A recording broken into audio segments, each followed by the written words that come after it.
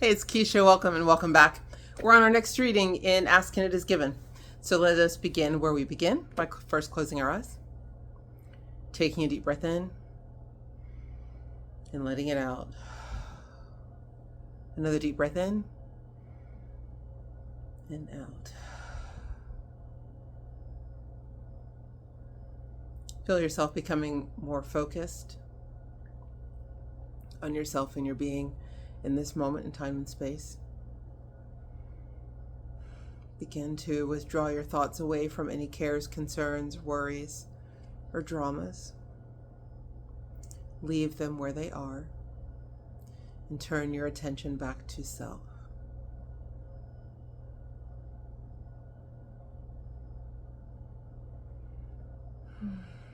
And just see an angel of light going by and picking up all those cares, concerns, and worries, picking them up like they're errant toys left in the sandbox. They'll be cleaned and returned to you later if need be.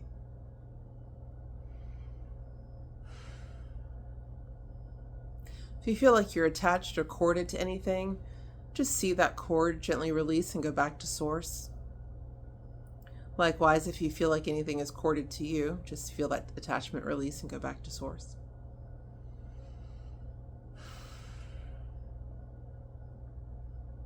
Free and unfettered, you can now focus on yourself. Gently and lovingly recall all of your power back to yourself.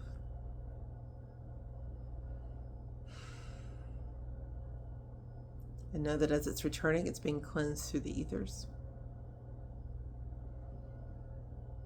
Free and whole. Focused on your inner being. And now see a column of white light gently descend down over you. Breathe in that light. Feel it quickening the body, feel it quickening the cells and the spaces between the cells. Everything the light touches sparkles. Everything the light touches is radiant. Everything the light touches is whole and healed. Breathe in that light.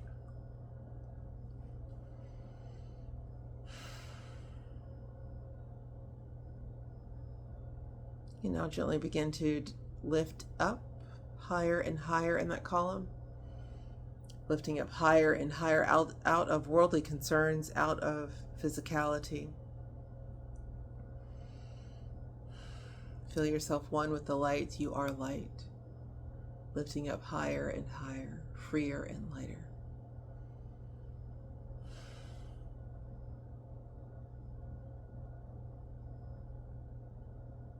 When you're ready, come to a resting place. Find your favorite seat in the grove. Your heart open, your mind open. And lastly, when you're ready, gently open your eyes.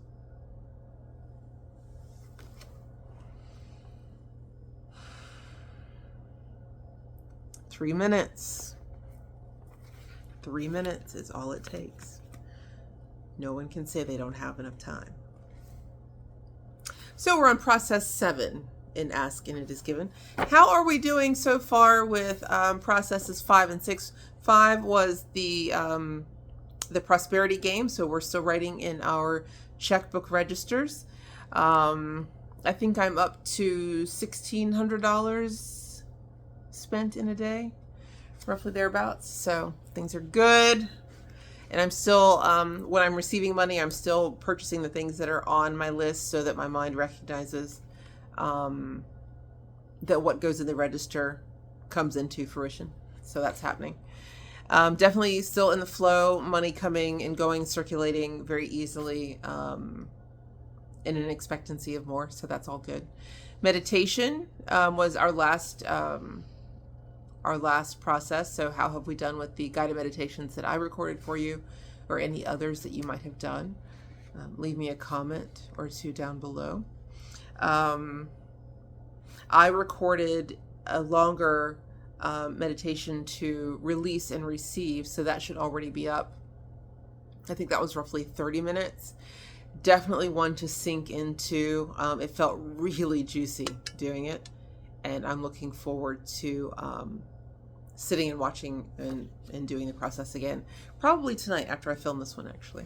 It's been on my list for 2 days now, so hopefully tonight I can get to it. So here we are on process 7, and it is evaluating dreams. We use this process when we want to understand why we're having a particular dream, when you want to understand what your vibrational point of attraction is, and what you're in the process of creating even before it manifests in your real life experiences. So that's when you'll want to be engaging in this process. It will be of most value to you when your emotional set point is between 1, joy, knowledge, empowerment, freedom, love, appreciation, and 22, fear, grief, depression, despair, and powerlessnesses. So all 22 emotions, I will leave those as always in the description box. I won't read through them here because that would be tedious, but all 22 process. So however you are feeling, whatever the mood, this process is good for you, just like meditation. What you think about and what manifests in your life experience is always a vibrational match. And in the same way, what you think about and what manifests in your dream state is also a vibrational match. It's nice when you're aware of your thoughts and therefore aware of what you are creating before it manifests. But it's also of value after something has manifested to then acknowledge the thoughts that led up to it. In other words, you can make the conscious association between your thoughts, feelings, and manifestations before manifestations occurs or after manifestations occur. Both are helpful, right? We want to be more discerning. This is how we gain that faculty. When you dream about something, it is always a match to your thoughts of what you have been thinking. I like to say that the sums that we're working out in our dream states are the ones that we couldn't work out in our waking state. Right? And so since each of your dreams is, in fact, your creation, it is not possible for you to dream about anything that you have not created through your thoughts. The fact that it has now manifested in your dream state means that you have given it a significant amount of thought. The essence of the way you feel about the things you think about most will eventually manifest in your real life experience. But it takes even less time and attention for it to manifest in your dream state. And for that reason, your dreams can be of immense value in helping you understand what you are in the process of creating in your awakened state. If you're in the process of creating something you do not want, it would be easier to change the direction of your thoughts before it manifests than waiting to change your thoughts after it manifests, right? Because if it hasn't come into form, to change your thoughts, how you feel about it, you can let it dissolve back into the ethers of creation and create anew. The process for evaluating dreams is as follows. As you go to bed, consciously acknowledge that your dreams accurately reflect your thoughts. Say to yourself, it is my intention to rest well and to awaken refreshed. And if there is anything important for me to recall from my dream state, I will recall it when I awaken. This technique of talking to yourself before you're going to bed or as you're going to bed and telling your mind how it will respond through the evening and what you will wake up with and the state that you will wake up in is incredibly powerful. If I don't want to set my alarm, but I want to wake up at 6:30, I can tell myself before or as I'm going to bed, I will wake up tomorrow refreshed at 6:30. And that's how it will be. Same thing with your dreams. You can set an intention that anything that's important for you to recall, that you will remember it when you wake up. Then, as you waken, before you get up, lie there for a few minutes and ask yourself, do I remember anything from my dream state? Although you may be able to recall different aspects of your dream throughout the day, usually the best chance of recalling your dreams is when you first wake up. As you begin to recall one of your dreams, relax and try to remember how you felt during the dream sequence. For recalling your emotions will give you even more important information than recalling the details. It's a good idea that you have a pen and paper near the bedside table so that you don't have to get up. So when you first wake up, grab the pen and paper. Okay, what did I remember from my dream last night? And just start writing. Even if nothing happens in the first 1 or 2 days, as you set the intention at night before you go to bed and you wake up in the morning and you hold the pen and you're ready to write and you write down anything that comes to mind, you are establishing that connection so your brain knows, okay, Anything that's important for her to remember from her dream state, she's going to want to write it down in the morning, so we have to be ready. And in that way, you will recall, your dreams will be more vivid, you will recall them better, and then you will have an accurate record of them to refer back to. And that's what will be helpful as you move forward. Your more meaningful dreams are always accompanied by strong emotion. The emotion may feel good or bad, but it will always be strong enough so that you will recognize the feeling. How did I feel as this was happening? If you've awakened from a very good feeling dream, then you can be confident that your dominant thoughts surrounding the subject are pointing toward manifestations that you want.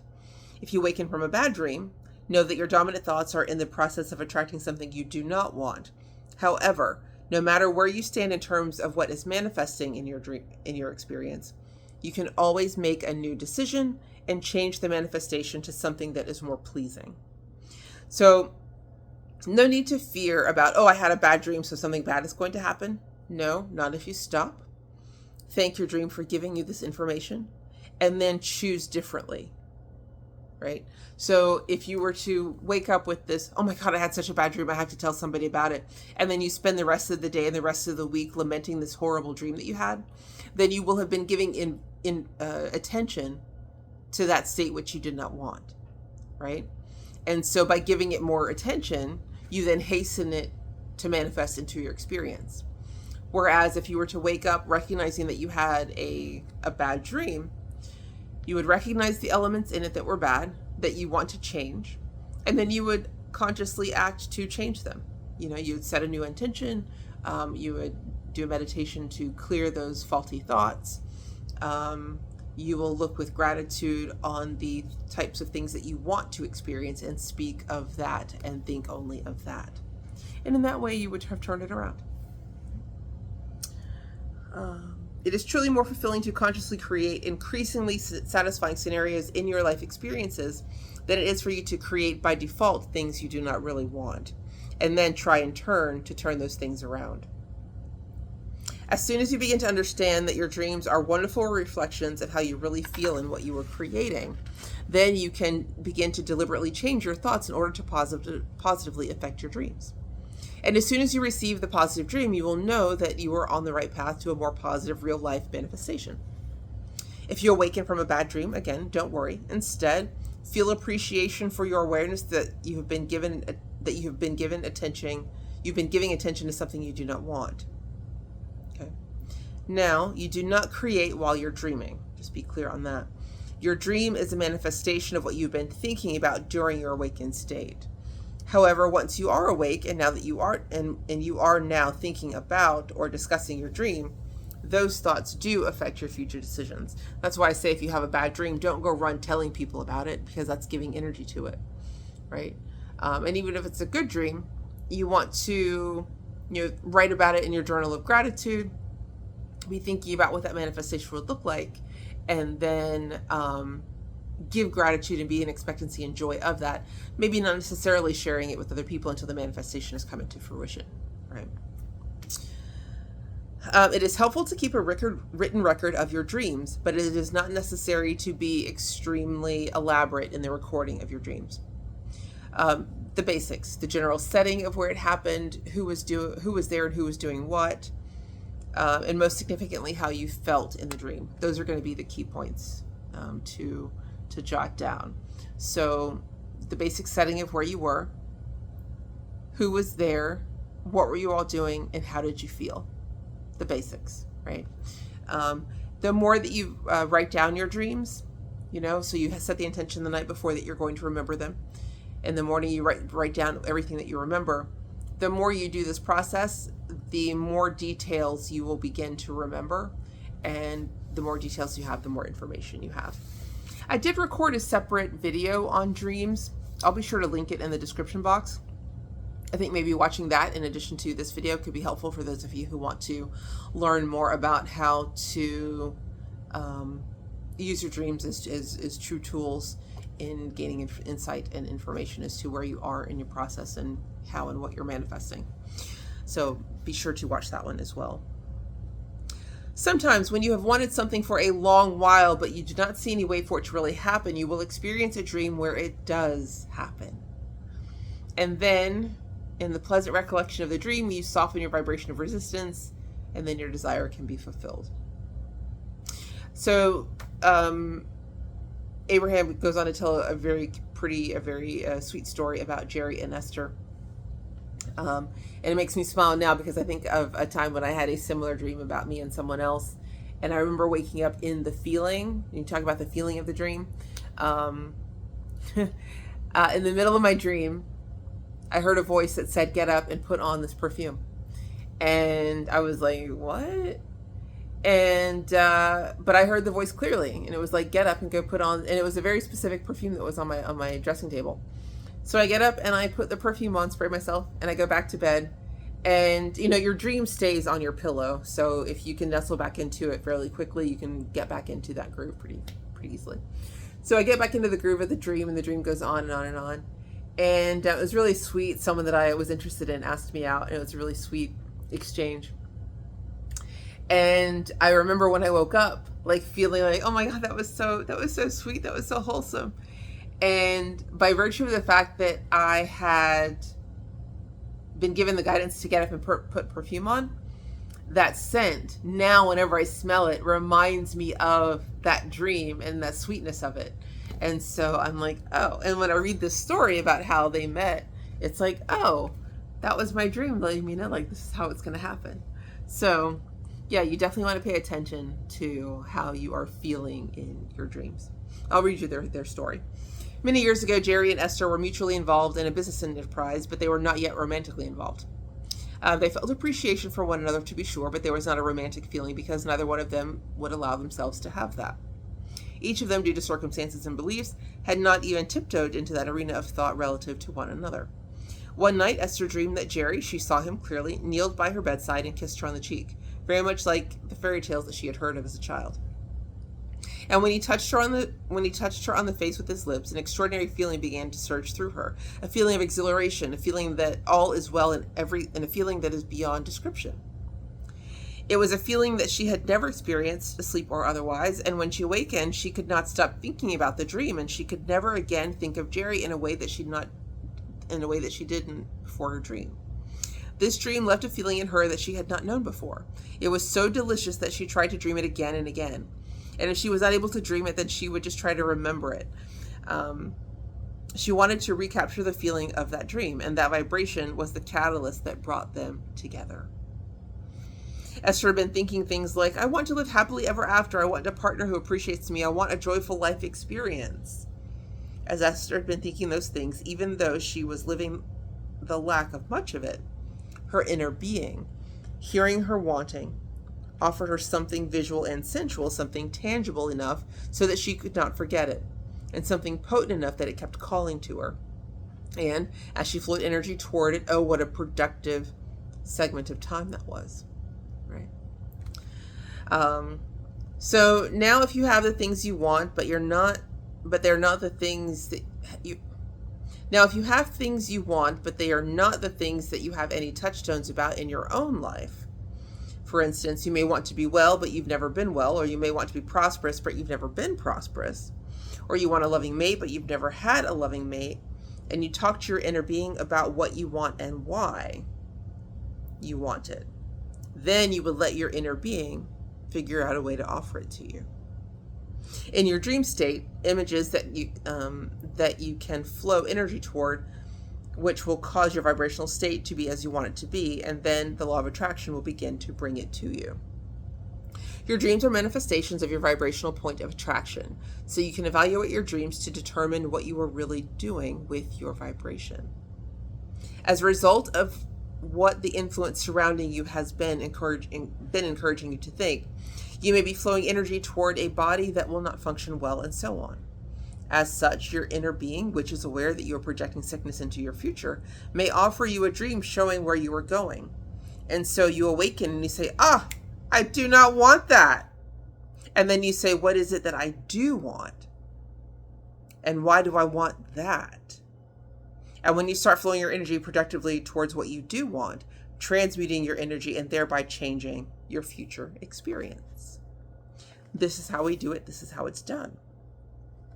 So this is what we will focus on for the next week or so, giving some attention to our dreams. Again, you want to set the intention when you're going to sleep at night that you are going to sleep and rest well and awaken refreshed. And you will recall anything from your dream state that's important for you to know. And you'll write it down first thing in the morning. There you have it. I look forward to your wonderful stories. I'm certainly enjoying living all of mine. And I will see you soon and love you in the meantime. Bye.